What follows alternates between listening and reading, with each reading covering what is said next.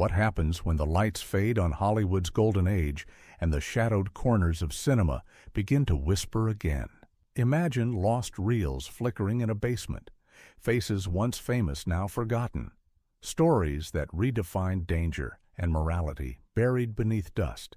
This is the world of the forgotten noir masters, directors who shaped the language of tension and despair, yet were erased by time. Tonight, we rediscover them. Their stories were silenced by the studios, but not by history. They waited patiently in the dark for us to turn the projector back on. Number 12. Detour, 1945. It began as a low-budget gamble. It became a miracle of mood. Edgar G. Ulmer's Detour was shot in just 6 days on reused sets and with actors paid in promises. The story follows Al Roberts, a drifter hitching west to find love, but fate finds him first. A dead body, a stolen identity, and a spiral into madness. Ulmer shot with nothing but light and shadow, turning every frame into a nightmare of guilt and destiny. Critics dismissed it as a cheap programmer, but word spread. Something about its rawness, its suffocating fatalism, felt too real. Some whispered Ulmer poured his own bitterness into it after being blacklisted from major studios for an affair. The film vanished for decades, then reappeared in the 70s, hailed as one of the bleakest masterpieces ever made. Today, Detour stands as proof that noir didn't need glamour, just desperation. Every flicker of neon in the rain reminds us that destiny has no mercy and talent needs no permission. Ulmer never escaped poverty, but his work outlived him. The film is now preserved by the Library of Congress as cultural heritage. It remains cinema stripped bare to its bones, a haunting road to nowhere where every turn feels inevitable. Number 11. Gun Crazy, 1949. When Joseph H. Lewis made Gun Crazy, he wasn't trying to shock America, but he did. The film told of a gun-obsessed couple torn between love and destruction. Laurie and Bart shoot their way through small towns and into infamy. It was dangerous. It was bold. It was America's nightmare reflected in celluloid. Lewis staged one of cinema's most daring sequences, a bank robbery filmed in one unbroken take from inside the getaway car. There were no studio permissions, no police coordination, just pure guerrilla filmmaking. Censors panicked. Critics called it immoral. The production code nearly banned it. But beneath the violence was a strange tenderness, a portrait of doomed passion. The film failed at release but later became a cult revelation. Directors like Truffaut and Godard cited it as a blueprint for the French New Wave. Gun Crazy proved that noir could bleed emotion, that love could be more lethal than bullets. Its legacy burns brighter than the muzzle flash of its revolvers. Its rhythm pulsed through later films like Bonnie and Clyde and Natural Born Killers. For Lewis, this was his cry for freedom in a system that tried to cage him. For viewers, it was the first time love and crime danced to the same heartbeat. Number 10. The Big Combo, 1955. Cornel Wilde stands in shadow. Richard Conte whispers threats through smoke. Behind the camera, Joseph H. Lewis again sculpts darkness like poetry. The Big Combo was more than just another gangster noir. It was obsession filmed in chiaroscuro. The story follows a detective destroyed by his lust for a mobster's girl. It's a descent not into crime, but into craving. The film's cinematography by John Alton is legend now. Pools of light, faces carved by contrast. The final shot, a silhouette against fog, became a defining image of noir's visual language. At the time, critics were divided. Some called it too violent, too erotic, too strange. The censors demanded cuts. Audiences weren't ready for its psychological intensity. But decades later, its influence spread. Modern directors studied its lighting, its rhythm, its fatal beauty. The Big Combo disappeared after release, only to be rediscovered as one of noir's purest expressions of obsession. It whispers one eternal truth. Darkness doesn't destroy us. It reveals who we truly are. The film marked the twilight of classical noir before the genre gave way to neon crime and modern paranoia. Every frame feels like a confession written in smoke. Number 9. Scarlet Street, 1945. When Fritz Lang directed Scarlet Street, he tore the mask off middle-class respectability. The film opens like a quiet tragedy, then slides into a fever dream of guilt and greed. Edward G. Robinson plays a lonely cashier who meets a woman he believes is his salvation, but she is his doom. What begins as a love story curdles into blackmail murder and psychological ruin. Lang shot it like a confession. Shadows crawl across walls, faces disappear in darkness. Every line drips with irony. The censors tried to block the film for its moral ambiguity and depiction of a man punished beyond redemption. Some states banned it entirely, yet Lang refused to soften the ending. Evil triumphs, innocence dies, and justice never arrives. Critics were stunned, audiences uncomfortable. Robinson's performance broke hearts and frightened them at once. For years, the film was lost to rights disputes, its negative nearly destroyed. When it resurfaced decades later, it was hailed as a noir revelation, a cruel mirror to the American dream. Today, Scarlet Street feels prophetic. It showed that sin doesn't wear a mask. It lives in the mirror. Lang used cinema to confess what society denied, that decency and despair walk hand in hand. It remains a masterpiece carved from moral darkness and quiet madness that never stops whispering. Number 8. DOA, 1950. Few films open with a more chilling idea than DOA. A man walks into a police station to report his own murder. He has been poisoned. He will die in 48 hours. He must find out who killed him before the clock stops. Directed by Rudolph Maté, a master of cinematography turned filmmaker, this was noir at its most fatalistic. The film is relentless. City streets burn with light and fear.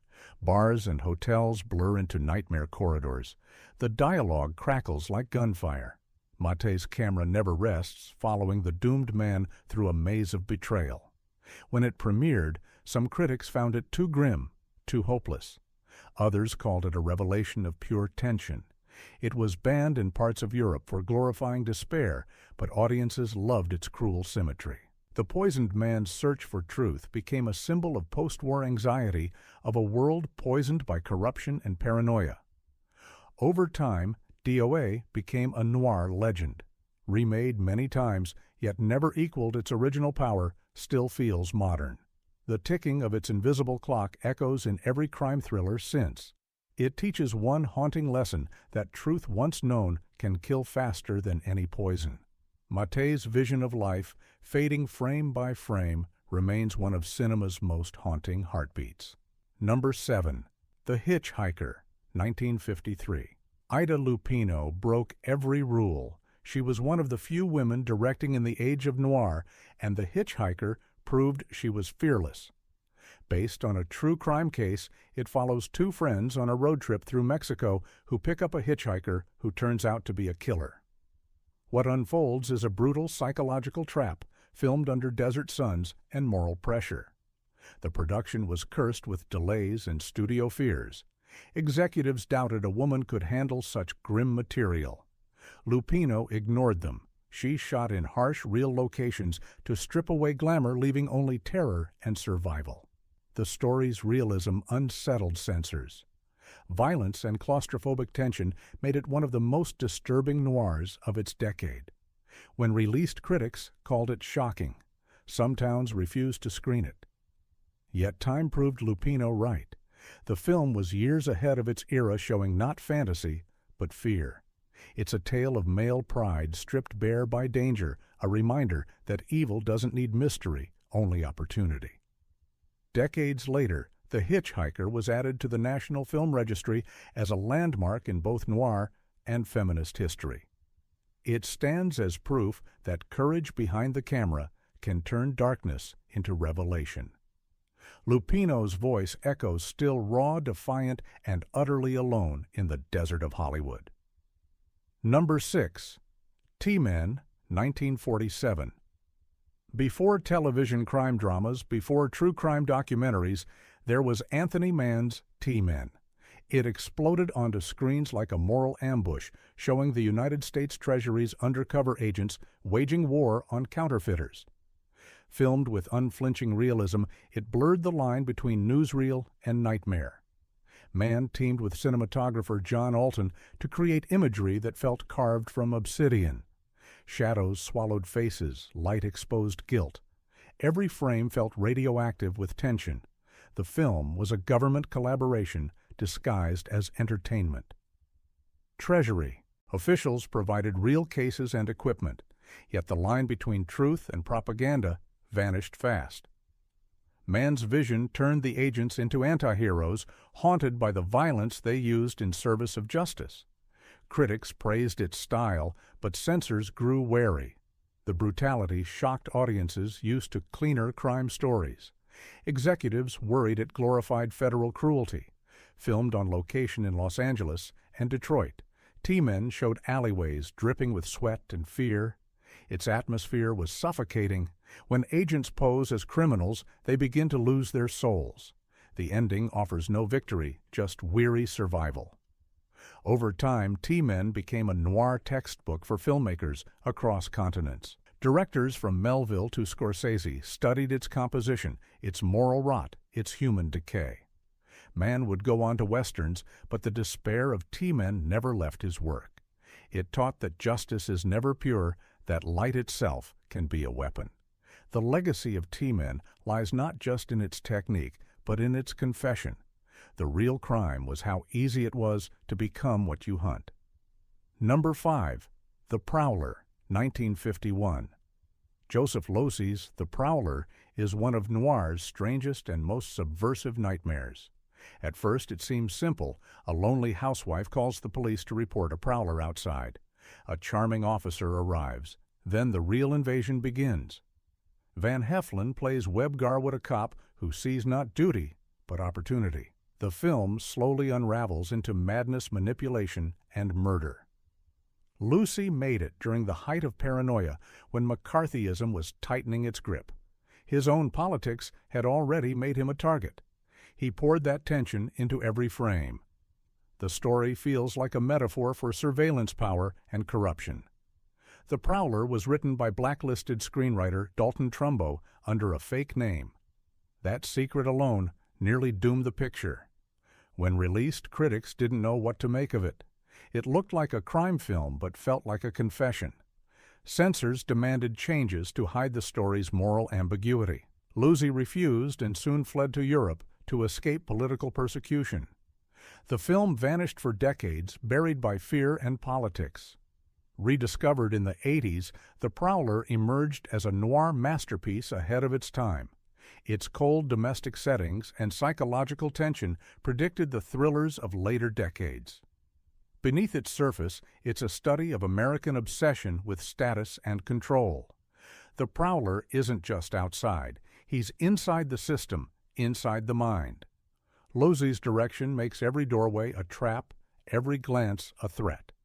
It remains one of noir's boldest indictments of the American dream corrupted from within. Today, its restored print reveals what many never saw, a film trembling with the guilt of a nation spying on itself, a masterpiece that whispers what power does when no one is watching. Number 4.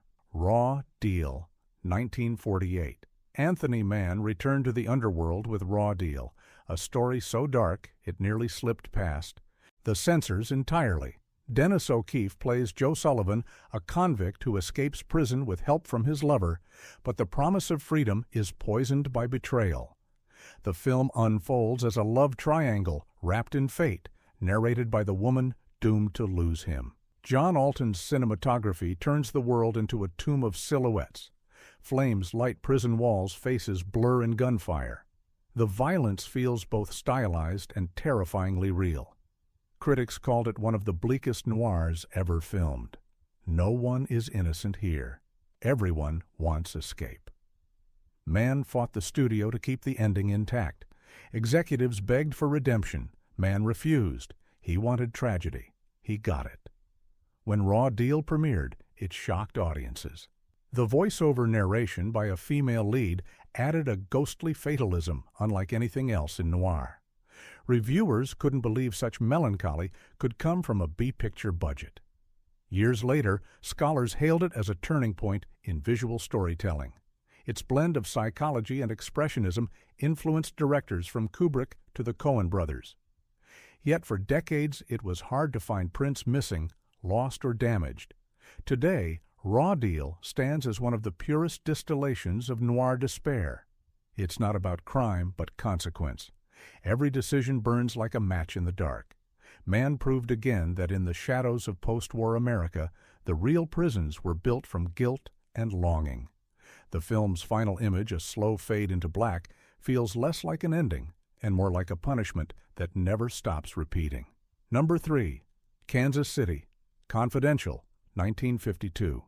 Before Quentin Tarantino and before Reservoir Dogs, there was Kansas City Confidential. Directed by Phil Carlson, this relentless noir began with a perfect crime and ended with moral chaos. A masked gang robs an armored truck, then frames an innocent man. That man is ex-G.I. Joe Rolfe, played by John Payne, who sets out to clear his name. What follows is a brutal odyssey through deception, revenge, and redemption. Carlson made the film outside the major studio system, pushing every rule of the production code. The violence was raw, the tone bitter, the villains too human. Censors demanded scenes be trimmed, but Carlson refused to soften his vision. He filled the frame with clenched jaws and sweat-streaked faces, building tension like a fuse about to blow. Behind the scenes, the production was nearly as volatile. Shooting schedules, collapsed actors argued over pay, and the director was rumored to be under pressure from real underworld financiers. Yet somehow Carlson's control of tone and pacing turned chaos into energy. Critics didn't know what to call it. Too violent for noir, too intelligent for pulp. Audiences in the 50s gasped at its brutality. But the film's influence stretched far. Decades later, it was cited as a direct inspiration for Tarantino's Reservoir Dogs and countless heist thrillers. Carlson's story was about injustice in a world where the innocent pay first and the guilty always smile last. When it resurfaced on late-night television in the 70s, it was rediscovered as a raw masterpiece of American anger. The final shot of Joe walking away into uncertainty feels like the heartbeat of post-war disillusionment itself. Kansas City. Confidential didn't just tell a crime story, it revealed a country learning that even heroes can be framed by the system that built them. Number 2. The Narrow Margin, 1952. When Richard Fleischer directed The Narrow Margin, he didn't have money, but he had motion. The story unfolds almost entirely on a speeding train. A tough detective must escort a gangster's widow across the country to testify, but killers are on board. Every compartment is a trap, every face a suspect. The film runs like a bullet, never slowing, never wasting a frame. Shot in just 13 days for RKO, this was the kind of B-picture that redefined what economy could achieve. The cramped sets forced Fleischer to invent new camera angles to create tension. He turned limitation into style. The dialogue was sharp, the pacing relentless, and the atmosphere claustrophobic. Censors almost blocked it, claiming the violence felt too real. Studio heads delayed release, fearing the picture might confuse audiences expecting glamour. Yet when it finally premiered, critics called it one of the tightest thrillers ever made. Behind the camera, Fleischer fought exhaustion and studio interference. He slept on the set sometimes to keep up with production speed. The actors joked they were living on the train for real. But what emerged was magic. For decades, The Narrow Margin was whispered about as the perfect noir clockwork. It later inspired remakes and tributes, but none captured its intensity. Its use of sound rhythm and perspective predicted the kinetic editing of modern thrillers. The final confrontation in the narrow corridor became legend. Its message still cuts deep. You can run, you can hide, but fate always rides in the next car. In a world built on shadows, justice, and guilt, share the same ticket. Number 1. The Woman in the Window, 1944. Before Scarlet Street. Fritz Lang gave us The Woman in the Window, a film so daring it nearly broke the studio system. It begins with a simple temptation. A professor gazes at the portrait of a mysterious woman, then meets her by chance. What follows is a descent into deception and murder so seamless it feels like a dream you can't wake from. Lang built the entire film on reflection and illusion. Mirrors, doors, and shadows constantly betray perception. Edward G. Robinson plays the mild-mannered man whose curiosity becomes his undoing, while Joan Bennett's enigmatic presence blurs victim and seductress. Every scene pulses with dread, disguised as elegance. At release, censors attacked its moral ambiguity and demanded a rewritten ending. Lang reluctantly agreed, but critics still sensed the film's true darkness beneath the surface. The altered finale couldn't erase the haunting fatalism of what came before. Behind the scenes, tension brewed. Robinson and Bennett argued over tone. Lang clashed with producers who wanted a clearer moral message, but the result was hypnotic. The film became a quiet hit, though many dismissed it as too psychological for mass audiences. Decades later, scholars reevaluated it as one of the most sophisticated noirs ever made. Its visual symmetry, its dreamlike pacing, and its theme of guilt through imagination influenced everything from Vertigo to Mulholland Drive. Lang proved that horror doesn't need monsters, only mirrors. The Woman in the Window endures as a parable about temptation and consequence, about how easily the mind can betray the man who trusts it. Its final shot, a clock ticking beside a sleeping dreamer, reminds us of the one truth noir always taught. You can wake up, but you can never escape yourself. The forgotten masters of noir built worlds from shadow and silence. They worked under pressure, in exile, in fear, yet their art outlasted their names. Each frame they left behind is a confession, a cry, a secret. Which of these lost legends do you think deserves a comeback? Tell us below and keep the projector alive. Like, subscribe, and step with us again into the darkness.